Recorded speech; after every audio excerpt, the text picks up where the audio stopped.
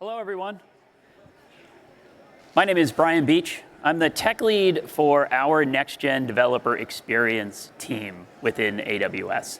And so I spend my time helping developers, customers who are developers, with all of our developer tools. So things like CI/CD, infrastructure as code, and more recently, I've been spending most of my time in the Agentic AI space, specifically for software development. So I'm wearing a Kiro shirt, so most of my time talking about Kiro these days.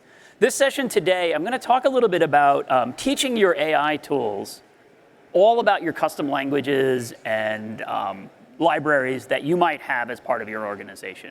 Nearly every customer I work with has a series of custom tools. This might be something really simple, like you've got a custom logging library that you're supposed to use when you write code within your organization, or it might be a whole tech stack that the large language models have never seen and are unaware of. Or even to the most extreme is you've written your own domain-specific language and you need to teach your AI tool how to do that. And so I'm going to walk you through how we do that with Kiro. Most of what I'm going to talk about is applicable to other tools as well, but I'm going to walk through using some of the constructs that exist in Kiro, since that's the one that I know best. And that's what we'll do for the next very short, only 20 minutes here. So, quick agenda. I will start with just a brief introduction to Kiro. I promise to keep that really short, just 2 or 3 slides to get us going. And then I'm going to talk just a little bit about some of the tools that Kiro has for context management. Okay, again, most of this is applicable to other tools, but I'll be doing this demoing in Kiro, so let's talk a little bit about how that works. And then I'm going to introduce a domain-specific language called MathJSON. This is totally fictional. I made it up, or more specifically, Kiro made it up for this demo and a blog post that I put out. And what we're going to do is we'll go through a whole series of demos working with MathJSON. Being a language that we just made up, none of the large language models are trained on this. None of them know how to use it. And so we're going to just start from the ground up and work through a couple iterations. In the first demo, the baseline, Kiro will know nothing about this language and will fail spectacularly. And then we'll keep iterating and building on top of that, bringing additional constructs in to be able to teach it how to work with this language that it's never seen before. And I'm working with a domain-specific language, but everything that I'm going to talk about is applicable to you if you were just maybe doing a custom library. It doesn't have to be a whole language. All of this will make sense as we go. So with that, let's do just a brief introduction to Kiro. Is everyone aware of Kiro? Who hasn't heard of Kiro? Okay, so Kiro is an Agentic IDE that we launched a few months back. It launched in the summer and just went GA last month in mid-November. So it's very recently GA. You're going to see stuff all about it. If you go to the Venetian, we have this cool haunted house. You can do a tour of the haunted house and learn a little bit more about it. I'll tell you at the end how to get all the different opportunities to learn more about Kiro. So let's do just a quick history. This is my 3rd year doing some version of this talk. So I did this back in 2023 about Code Whisperer and talked about how to customize Code Whisperer. And if you've seen Code Whisperer, it predicted the rest of the line you were typing or the next couple of lines. Helped you as a developer develop code a little bit faster. We've come a long way since then. Then last year, I did this talk about Amazon Q Developer. And when we got to Q, it was much more about chat. We'd evolved a lot. And I could go in and have conversations about the architecture and ask it to write code on my behalf and have it do quite a bit more work than it used to be able to do. Now, 2025, this year, I'm sure you know, is all about agents. And so we've really embraced this agentic approach where we can use some of these larger models that have reasoning capability and are goal-seeking. I can say, I want to accomplish this, and let Kiro take over all the work of going through the architecture and then writing the code to implement that, really broadening the scope of what's possible. And so as we move into this agentic era, what would the development experience look like if we could take full advantage of those agents? And that's what we're bringing to you with Kiro. That's what Kiro is. Right? Kiro takes all the way from prototype to production, takes you all the way from the design phase all the way through software development into deployment. And I know that's really quick. We'll see it in action in a minute. But I want to talk about just a couple of basic features to give you a sense of the capabilities that we're going to use today. There's a bunch more that I'm not talking about that Kiro can do that you'll learn about in other sessions, but there's a few things you need to understand for the demos that I'm going to do here today. Right, and this is all about how you manage the context. What does Kiro know about your environment? And there's two tools that we're going to use for this. The first is MCP. I assume, is everyone familiar with MCP? It stands for Model Context Protocol. This is what gives your agent access to additional information that it doesn't know and allows it to act on the environment around it. The second thing that we're going to bring in is what Kiro calls steering. And steering is just the set of rules that are unique to me, how I want it to act. So I'm providing it the rules necessary to steer it in the direction that is meaningful to me. And to give you a little more sense of what that looks like, this is an example of an agent steering file in Kiro. And you can see this is a set of Python coding standards. This is what I think good looks like. I don't need to teach Kiro how to write Python, but I need to teach it the way I want it to write Python. And so the two things I'm telling it to do here are, for documentation, I always want doc strings. Right? That might be my organizational standard or just my preference, but I always want to see doc strings in all the code that you write, and so I tell it, you need to do that. I also like to see type hints. I want to see everything typed. And so, again, I put that in, and now Kiro will see these. This gets injected, if you see at the top, that wildcard, anytime I'm working on a Python file, these rules get injected into the context automatically, and then Kiro knows that it needs to go do these things. This is called steering. We'll use this later to teach it about a custom language that it's never seen before. The other tool that we're going to use is MCP, right? Again, Model Context Protocol. This is what connects me into external systems. And so you can see here, I'm connected to two things. I've got a GitHub connector in MCP, and I've got my Postgres database connected. And I've got Postgres opened up there. You can see that this MCP server provides me two tools. One is to run a query, and the other is to get table schema. So if I'm asking Kiro to write queries for me, it's going to need to understand what my database schema looks like. This is probably something it was never trained on because this is unique to me. So now it can go and discover that in real time. And this makes it much more effective. And letting it run queries allows it to go and execute some of these and say, hey, is this right? Is this syntactically correct? I can now test it and see if I'm getting back what I expect. And we're going to use these two things together in concert in a minute to teach Kiro about MathJSON. So before we do that, before we jump into demos, let's just do a quick introduction to MathJSON. And MathJSON, as the name suggests, is a JSON syntax for writing math equations. All right? It can handle simple things like adding and subtracting. It can also do more complicated things that we're not going to get to today, like trig and logs and on and on. It uses a file extension called .math, but it's written in JSON syntax. And this is completely fictitious. I am in no way suggesting that anyone should use MathJSON. Right? We made this up just as a proxy to what I see so many customers doing. So many customers have custom vocabularies in XML or JSON syntax that these models know nothing about. You use them for workflows or to describe business logic and business rules. And so this is a way that you can teach it. That's all that this is meant, as a proxy to the things that you have in your organizations. I don't want you to actually use this. And here's an example of what MathJSON looks like. Right, again, it's just a JSON syntax. This is the formula for calculating the area of a circle given an input radius, okay, marked up as this fictitious JSON language. And I keep this in a GitHub repository. Note at the top, this is a private repository. So the models have never been trained on this. They are unaware that MathJSON exists or how to work with it. And notice, there's a whole bunch of documentation that's available here. If I brought in a new hire, I would point them here and say, go read through all the documentation so that you understand the function reference and you know it's available. You know how to use environment variables. You know how to troubleshoot. All of that's well documented. I have to onboard the agent the same way that I onboard a new hire in my organization. And so with that quick foundation, let's look at a couple of demos to get a sense of what this looks like. And again, I'm going to start with a baseline, and this is not going to work. Right? I haven't done anything yet. I haven't taught it anything. So I'm in Kiro here. Hopefully that's big enough to see. Bottom right corner, I'm asking Kiro, in this case, to create a function to look at mortgage overpayment. How much savings am I going to have over the life of a loan if I overpay on my mortgage? So let's let that happen. And you see Kiro starts thinking about that and says, OK, let me work on this. And you see right away that it starts writing a Python function.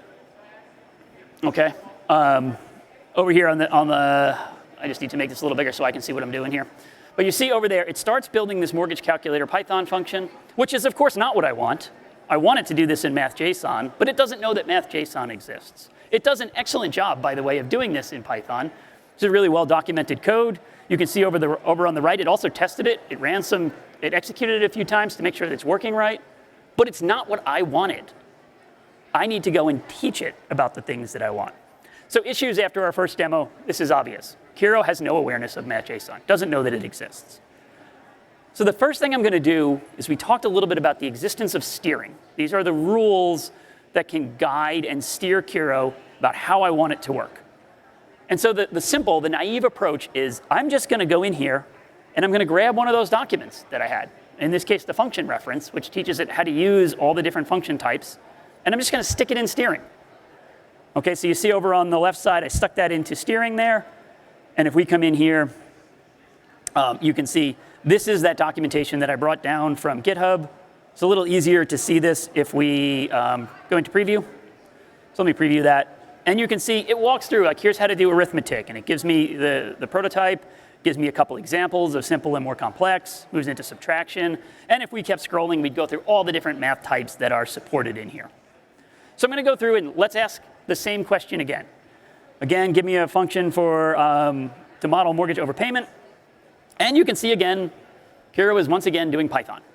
Right? Despite the fact that I gave it the MathJSON document, it's doing Python. While it's working, I just want to give you a sense of the scope of this. We scroll down. There's about 1,100 lines of documentation in this one of the dozen files that were available in GitHub. I've given it all of this, but it's still not doing what I want. Right? It's still writing a Python function. So I could come in here, and you can see kind of highlighted there. I just simply changed my prompt ever so slightly to say using MathJSON. And I ask it this again. And this time it will start to do the right thing. Okay, it's building a JSON file this time. It should have a .math extension. We covered that. It doesn't know that yet. I didn't tell it yet what it needs to know. But it's getting the beginnings of this. But I had to tell it what to do. I had to be prescriptive in my prompt and say, I want you to do this with MathJSON. So what happened? Right, we're on the second of 4 demos. What was the issue here? First, we were not prescriptive enough. I was not prescriptive enough. I gave it documentation for the function reference. It told it what it could do, but I didn't tell it what I expected it to do. I didn't tell it when to use MathJSON. Right, it also didn't use the correct file extension, because that's not covered in that piece of documentation. Also, I will note, at this point, the docs are very repetitive. If you go through there, that doc was written for a human, and it's just giving me examples over and over again, the same information for add, for subtract, for multiply, for divide. It's super redundant, and I'm dumping a lot of stuff into the context that I probably don't need. So the next thing I want to do is I want to continue to iterate. I'm just going to refine that steering document a little bit. So I'll come back in here. Again, we're about 1,100 lines of documentation. And I'm simply going to come up and ask Kiro to refine this. So there's this nice refine button up here. And when I click that, what I'm asking Kiro to do is say, go read through all this documentation and essentially refine it down to what you actually need. So what do you think you need out of this? And this is going to be a theme here. I'm going to keep asking Kiro to do things rather than trying to do them myself. Let it make decisions about what it needs to do. The models are getting really smart. I sped this one up. This is a pretty complex ask. It takes it about 90 seconds to go through and analyze this doc and figure out how to refine it down. Note, sometimes when you refine it, it'll actually expand the document. If you have a really terse, simple statement, it will make some assumptions and expand it, and you can look it over. But generally, it's going to make it smaller. So you can see here, now it went through and really refined down what was 1,100 lines and took this down to just about 100. So it got it down to about 10% of its original size. And if you looked at those examples, it gave me one example of how to write the syntax and how to nest things. It didn't repeat that for every type because it's the same over and over again. So it did, in my opinion, a pretty good job of refining this down. I haven't been prescriptive yet, though. I shrunk it, but I haven't added that prescriptive element. So let's go in and do that, too. And I'm just going to take off this header. And what I want to do now is I'm going to just paste in this much more descriptive statement that says, hey, this project uses MathJSON. Right, this is that when to use it. You must use MathJSON anytime you're doing math. And I also tell it about the linters and how to run, How do you actually execute these so you can test so that, like it did in Python, it can actually go and test this and make sure that it's working right? Okay. And now I'll come back in. Let's start a new fresh prompt. I'm going to come back to that same question I've been asking over and over again about writing a function to model mortgage overpayment. And you can see now, right away, it finally got the extension right. It's nailing it. And I didn't have to go in and be explicit and say using MathJSON. It knows that it's doing math and it must use MathJSON because the steering file is now prescriptive. So I'm starting to give it all of the elements it needs to understand how to do this, when to do it, how to run the linter. And you can see now it's actually executing the linter and validating that this is correct. All right, so we've mostly gotten to my goal at this point. But we added a couple issues in the process that maybe you're thinking about. And some of those things that bother me a little bit about this implementation is first, I just created this derivative copy of the original. I took this 1100-line file out of the GitHub repository. I went through this refinement, and now I've got this derivative copy. And if the original changes, we're still working on and iterating on MathJSON, now I've got this stale copy that's going to be out of date. So I don't want to do that. Also, we only grabbed one of about a dozen documents that were available. So what I want to do now is layer in MCP into this. And so I'm going to grab this get file contents. All right, and I'm going to use that tool from the MCP server, and I'm going to I've updated the file a little bit here to just tell it, hey, when you need to learn about MathJSON, you can go use the MCP server. Here's a pointer to the documentation so you can learn more. All right, I left in some of the best practices, some of the guidance, and how to use linters and stuff like that. But I've mostly condensed this down quite a bit and gotten rid of that derivative copy altogether. And so now again, let's come in and ask this same question that I've been asking over and over again. And you can see here, he reads in first the steering doc, and then you see him start to make those MCP calls and say, okay, I'm going to reach out and I'm going to read the documentation. Here it is reading that function reference that we've accessed multiple times along the way to pull in the information it needs in real time. Rather than leaning on that copy that we made, it's able to just go as it needs it and pull it out of GitHub or wherever you're keeping it. Of course, it doesn't have to be GitHub. And now it comes through and writes that, writing the MathJSON and giving it the right file extension here. All right, you see it doing, it adds a README file and whatnot that I don't think is terribly important to look at. Also, if we jump ahead here, you can see it going through and also executing the linter and saying, okay, I'm going to lint this and make sure that all of these are right. These 5 files look correct. And then finally writes a test case, writes a couple unit tests essentially, and goes through and executes them as well. So pretty quickly, I'm able to get from Kiro knows nothing about this till I'm giving it the steering file to say, hey, this exists. This is when you should use MathJSON. And here's all the pointers you need to go learn more about this. And you can go read the documentation in real time as you need it. All right, so with that, I'm almost out of time. I've mostly accomplished what I want to cover. But there's a few things that I just couldn't cram into this really short 20-minute session. So I do want to talk a little bit about other things that you could do to make this even better that I didn't get to. And one of them is asking Kiro to make updates on its own. I mentioned this when I said use the refine button to shrink down the steering file. But you should always be thinking in this way. In this example here, there was a time where I was playing with MathJSON. Kiro's working on a big file, and it says, hey, I'm realizing that this is getting really complex. I'm going to try a new approach. We've probably all seen the AI models do this. We're like, hey, this is getting out of hand. Let me rethink this and try a different approach. This is a great time to go in and say, hey, you said this is too complex. Do you want to go update the steering file? Would you like to go update your own guidance so that you don't make this mistake in the future? So think about finding times to do that. The second thing is, while we moved the documentation out to GitHub, we're pointing at pretty big docs, getting them into some kind of either vector database, like Bedrock knowledge bases, or into a semantic database, like an OpenSearch or Elasticsearch, is a great way to allow it to go in and just grab out the piece of the puzzle that it needs so that it can go and just grab the addition portion if it just needs to know about addition without reading the entire doc. So that's an optimization you might think about adding in for a big project. And with that, I'm just going to point you to a few more things that are happening across reInvent this week. if you want to learn more about Kiro. So if you've been to the Venetian, you probably saw the House of Kiro. It's the big haunted house up on level 2 right outside the expo. Get some time and go through that. It's a really cool experience to get you introduced. Also at Venetian, we are running a Kiro kiosk in the AWS Village in the Expo Center. Stop by there. We have a competition running where you can win some cool swag and prizes. We're giving some swag away too there, and a lot to be learned. And if you're spending your week down here at Mandalay Bay, over in the corner here is the Builder Loft. We are there every day at noon and at 4:30 doing sessions there. So drop in there and you can meet with the service team and talk to people about it. And with that, thank you. I appreciate it.